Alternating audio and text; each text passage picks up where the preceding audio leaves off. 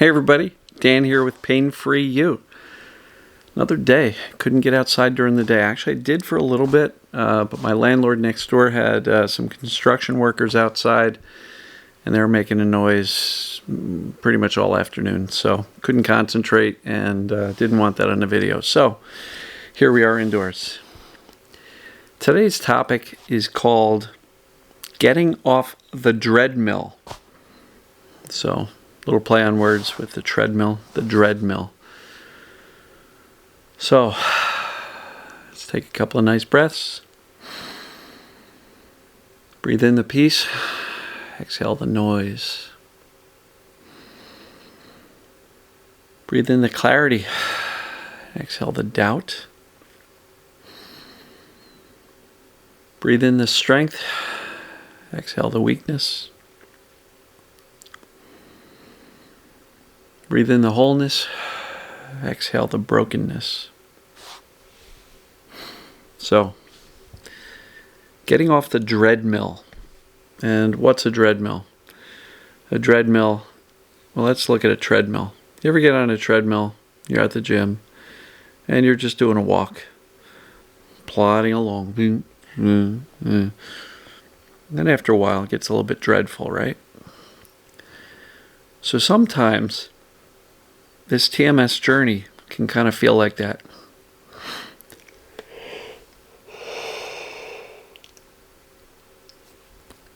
Sorry, it's been a long day. And I bet some of you folks are going to yawn right now. So getting off the dreadmill. Sometimes this TMS journey can kind of feel like we're just plodding along. We're doing this stuff because we have to, or, you're on the treadmill because you think it's going to be good for you to go and walk. And so you get out there and you walk on the treadmill every day, and it's just woefully boring, but you're just plodding along. And the TMS journey can sometimes feel that way because we're going through the motions. We are doing the things that we're supposed to do. I'm living my life even though it hurts. And I'm supposed to do this. I'm supposed to do that. Let me feel my emotions. Let me relax my body. Let me try not to take my thinking so seriously, but I'm just plodding away. I'm on the dreadmill. And the dreadmill pretty much means that you wake up in the morning and you dread the day ahead because you just wonder and worry, how bad is it going to be? And that's a lesson. Don't shoot a video at 10:50 at night. So you wonder, you dread, how bad is today going to be? So you get up and you start plodding along like you're on the treadmill. Step after step. Not particularly excited about anything. It's not a particularly a good feeling to just plod along. Going through the motions. Dreading, how bad is today going to be? So how do we get off the dreadmill? Well, it's got to start with the foundational knowledge that this is a mind-body thing. There's nothing wrong with my body. It's created by the brain based on perceived danger. Sarno called it TMS, whatever acronym you like to use, but the core foundational knowledge is that your body's okay already. Your body's not doing anything. It's all brain created based on the perception of danger.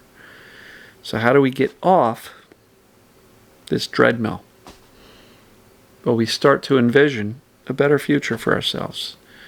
It doesn't have to turn out like that today, because anytime we expect, all right, I had a positive vision when I woke up, it's going to be a good day, and the pain was still there, so shit, this stuff's not going to work, right? So you go back on the dreadmill, plodding away, this isn't going to work, this isn't working. So how do you get off of the dreadmill? Clarity. Oh boy. I am so sorry. But I can't reshoot because I'll probably yawn in that one too. So just wasting everybody's time. So how do you get off the dreadmill?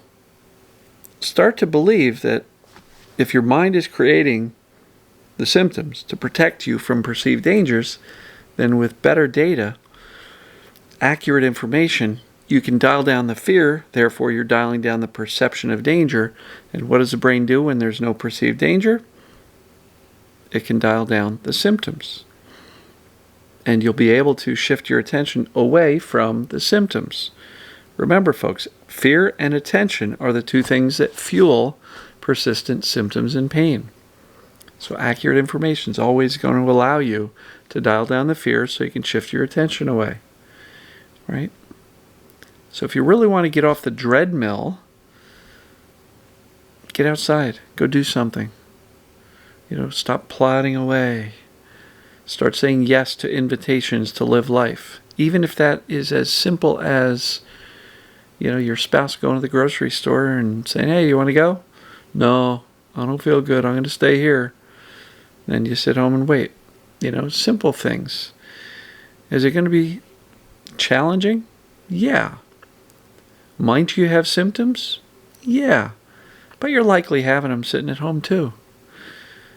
And so I always say that avoidance doesn't really teach our brain anything other than the thing we're avoiding, which is the pain or the symptoms, is dangerous. So avoidance just confirms the perception of danger even further. So if you're doing a lot of avoidance, that's keeping you on the dreadmill. Because when you are laying down before you go out to eat dinner with the family, you are basically saying, this dinner's going to hurt. You're dreading it. So therefore, you're on the dreadmill that says, I better relax before I go out so I have a little bit more bandwidth once I'm out. But all of that just comes from a belief that says, I've got limits. I can only do so much. Otherwise, I'm going to really pay for it. Well, the thought and the belief that that's what's going on is a dreadful thought, right? And it keeps you on the dreadmill. So much of this is the mindset, the belief systems, the self-talk that we have within ourselves, lifting ourselves up, showing up for ourselves, having a can-do attitude. I know that sounds like all, motivational and stuff, but it's reality. I mean, if you truly believe that you can get through this whole mind-body recovery with a really crappy attitude, beating yourself up all the time, telling yourself all day, every day that you can't do this isn't going to work, and just I'm going to suffer through the day, and I'm going to get pissed off and frustrated that it's not working yet, but I'm doing the right things, I'm living my life, I'm telling myself I'm safe, but I'm pissed off every time I notice a pain. That's not doing everything right yet. It just means you haven't gotten the mindset dialed in yet. The mindset of indifference is extremely powerful. Can't tell you how many times over the past 3 years I've had people say, when I got indifference figured out and it started to feel authentic, that's when everything shifted for me. That's when people say, I had symptoms today, but I didn't care. That's a turning point for you. So if you're there but you still have symptoms, don't get frustrated with the symptoms. The mindset always shifts first, and the symptom resolution lags a little bit later. So get off the dreadmill. Stop dreading your day. Start looking forward to it. Great question to ask is, how much fun can I have today? How much fun can I have today? Instead of, how bad is today going to be? Right? One leads to plodding along on the dreadmill. The other one leads to possibilities of perhaps doing something that you haven't done in a while and getting out and feeling accomplished. And even if sensations show up, take the so what, whatever attitude. You'll find that this stuff is cumulative. It doesn't work the first time, but the more you practice it, the more consistency, the more calm, the more confidence, the more clarity. That's got to be the foundation. The sooner you're going to see results. So if you want to get off the dreadmill of this TMS journey, start adopting some of these concepts.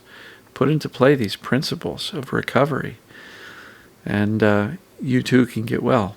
I believe in you. If you'd like some help with it, consider the group. painfreeyou.com/join. All the details are there. You can join for as long or as little as you like. There's a course in there, private Facebook community. It's a wonderful group of people that consider each other family. People are making friends. They talk offline, all that kind of stuff.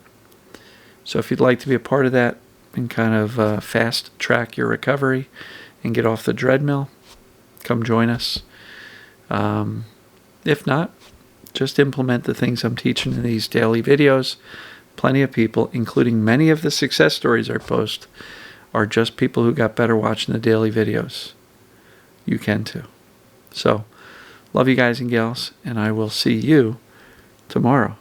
And my apology for those yawns. Hopefully I didn't start a yawning fit for the entire audience. Take care of yourself. See you tomorrow.